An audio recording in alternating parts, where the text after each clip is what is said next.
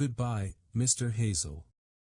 The big shiny silver Rolls-Royce had braked suddenly and come to a stop right alongside the filling station. Behind the wheel I could see the enormous pink beery face of Mr. Victor Hazell staring at the pheasants. I could see the mouth hanging open, the eyes bulging out of his head like toadstools, and the skin of his face turning from pink to bright scarlet. The car door opened and out he came, resplendent in fawn-colored riding breeches and high-polished boots. There was a yellow silk scarf, with red dots on it round his neck, and he had a sort of bowler hat on his head. The great shooting party was about to begin, and he was on his way to greet the guests that he left the door of the Rolls open and came at us like a charging bull.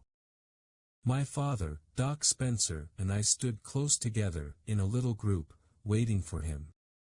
He started shouting at us the moment he got out of the car, and he went on shouting for a long time after that. I am sure you would like to know what he said, but I cannot possibly repeat it here. The language he used was so foul and filthy it scorched my ear holes. Words came out of his mouth that I had never heard before and hoped never to hear again. Little flecks of white foam began forming around his lips and running down his chin onto the yellow silk scarf. I glanced at my father. He was standing very still and very calm, waiting for the shouting to finish.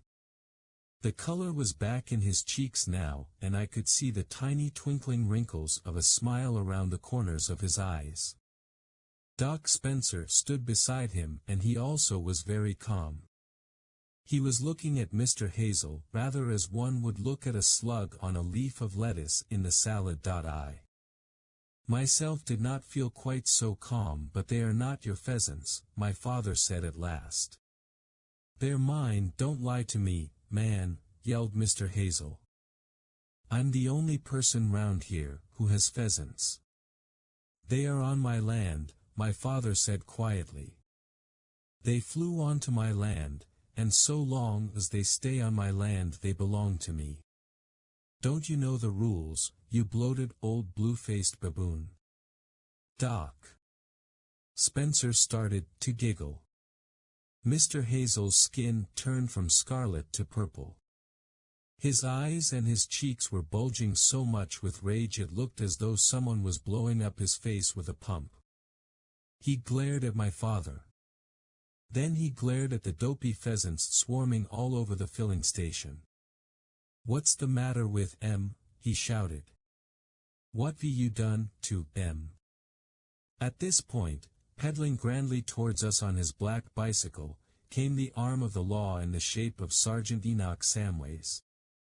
Resplendent in his blue uniform and shiny silver buttons. It was always a mystery to me how Sergeant Samways could sniff out trouble wherever it was.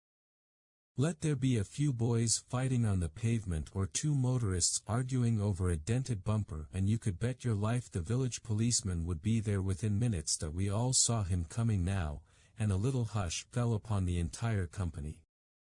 I imagine the same sort of thing happens when a king or a president enters a roomful of chattering people.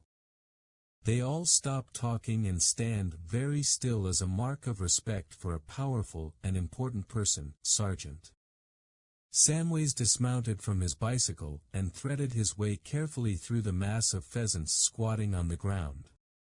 The face behind the big black mustache showed no surprise, no anger, no emotion of any kind.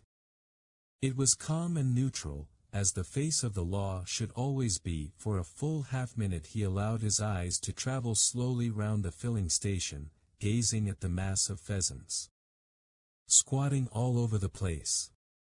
The rest of us, including even Mr. Hazell, waited in silence for judgment to be pronounced. "Well, said Sergeant Samways at last, puffing out his chest and addressing nobody in particular. "What, may I ask, is a peanut around air?" Sergeant Samways had a funny habit of sometimes putting the letter H in front of words that shouldn't have an H there at all. And as though to balance things out, he would take away the H from all the words that should have begun with that letter. "I'll tell you what's happening round here," shouted Mr. Hazell, advancing upon the policeman. "These are my pheasants, and this rogue," pointing at my father, "has enticed them out of my woods on to his filthy little filling station." "Henticed?" said Sergeant Samways, looking first at Mr. Hazell, then at us. "Henticed them, did you say?" "Of course he enticed them." "Well, now," said the sergeant, propping his bicycle carefully against one of our pumps. "This is a very hinterestin' accusation, very hinterestin', indeed. Because I ain't never 'eard of nobody henticin' a pheasant across 6 miles of fields and open countryside. 'Ow do you think this henticin' was performed, Mr. Hazell, if I may ask?" "Don't ask me how he did it because I don't know," shouted Mr. Hazell. "But he's done it all right.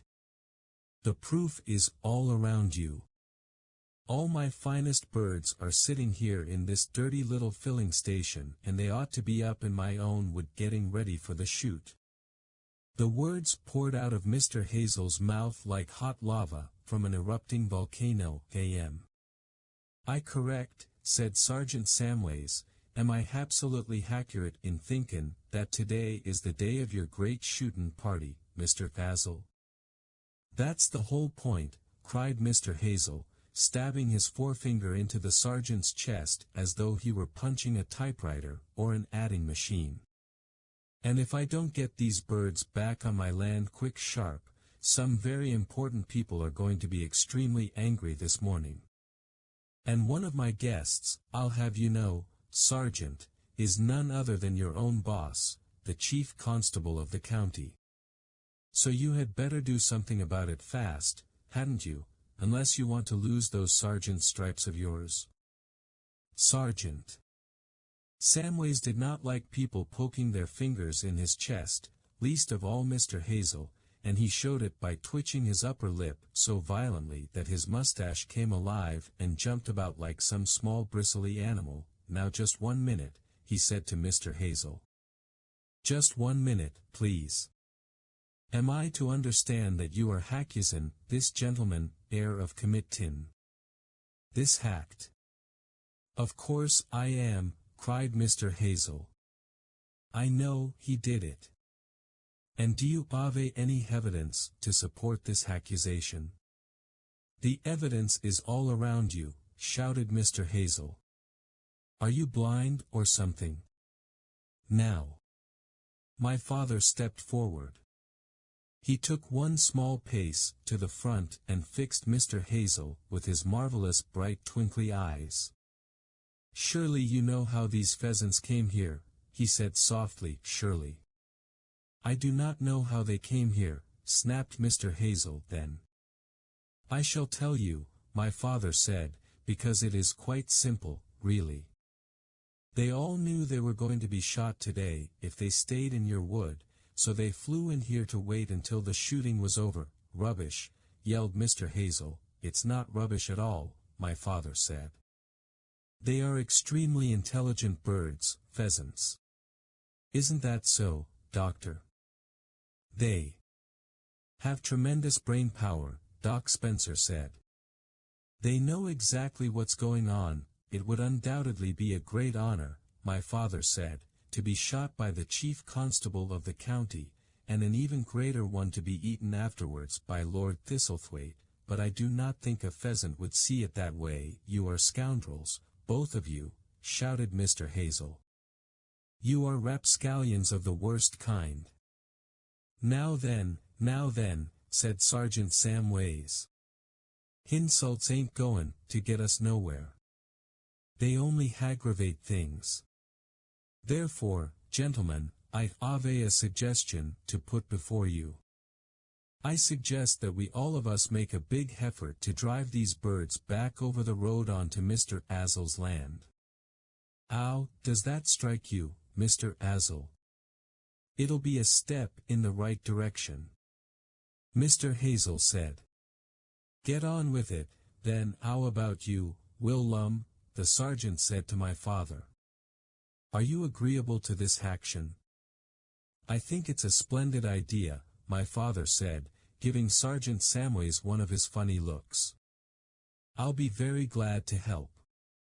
So will Danny. What's he up to now? I wondered, because whenever my father gave somebody one of his funny looks, it meant something funny was going to happen. And Sergeant Samways, I noticed, also had quite a sparkle in his usually stern eye. Come on, my lads, he cried.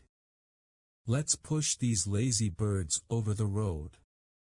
And with that he began striding around the filling station, waving his arms at the pheasants and shouting, "Shoo! Shoo! Off you go! Beat it! Get out of air!" My father and I joined him in this rather absurd exercise, and for the second time that morning clouds of pheasants rose up into the air, clapping their enormous wings. It was then I realized that in order to fly across the road, the birds would first have to fly over Mr. Hazell's mighty Rolls-Royce, which lay right in their path with its doors still open. Most of the pheasants were too dopey to manage this, so down they came again smack on top of the great silver car. They were all over the roof and the bonnet, sliding and slithering and trying to keep a grip on that beautifully polished surface. I could hear their sharp claws scraping into the paintwork as they struggled to hang on, and already they were depositing their dirty droppings. All over the roof. Get them off, screamed Mr. Hazell. Get them away. Don't you worry, Mr. Hazell, sir, Sergeant Samways cried out. We'll fix 'em for you. Come on, boys. Heasy does it. Shoo 'em right over the road. Not on my car, you idiot. Mr. Hazell bellowed, jumping up and down. Send them the other way. We will, sir, we will, answered Sergeant Samways. In less than a minute, the Rolls was literally festooned with pheasants, all scratching and scrabbling and making their disgusting runny messes over the shiny silver paint. What is more, I saw at least a dozen of them fly right inside the car through the open door by the driver's seat. Whether or not Sergeant Samways had cunningly steered them in there himself, I didn't know, but it happened so quickly that Mr. Hazell never even noticed. Get those birds off my car. Mr. Hazell bellowed. Can't you see they're ruining the paintwork, you madman? Paintwork? Sergeant Samways said. What paintwork? He had stopped chasing the pheasants. Now when he stood there looking at Mr. Hazell and shaking his head sadly from side to side.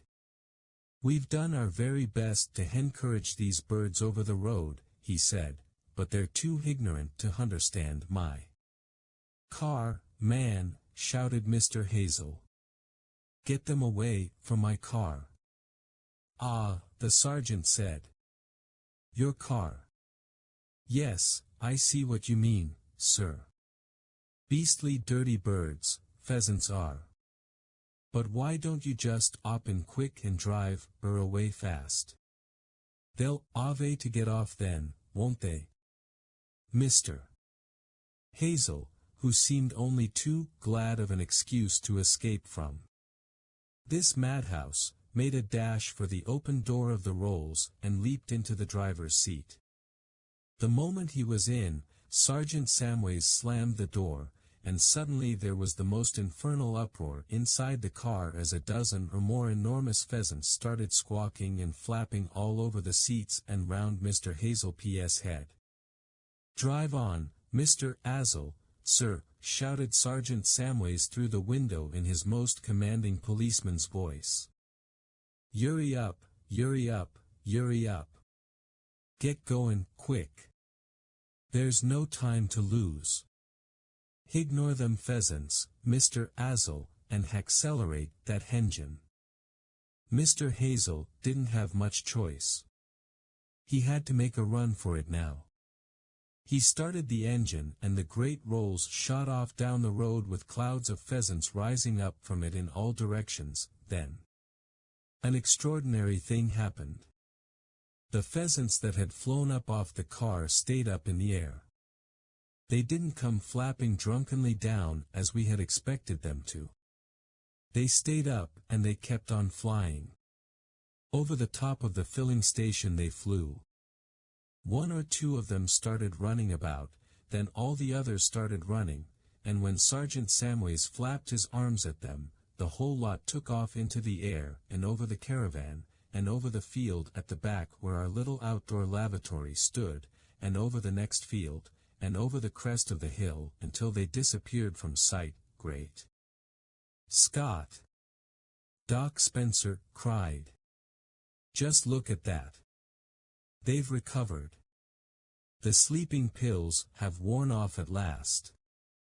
Now all the other pheasants around the place were beginning to come awake. They were standing up tall on their legs and ruffling their feathers and turning their heads quickly from side to side. And flew over the filling station and were gone. Suddenly, there was not a pheasant left. And it was very interesting to see that none of them had flown across the road, or even down the road in the direction of Hazell's wood and the great shooting party. Every one of them had flown in exactly the opposite direction.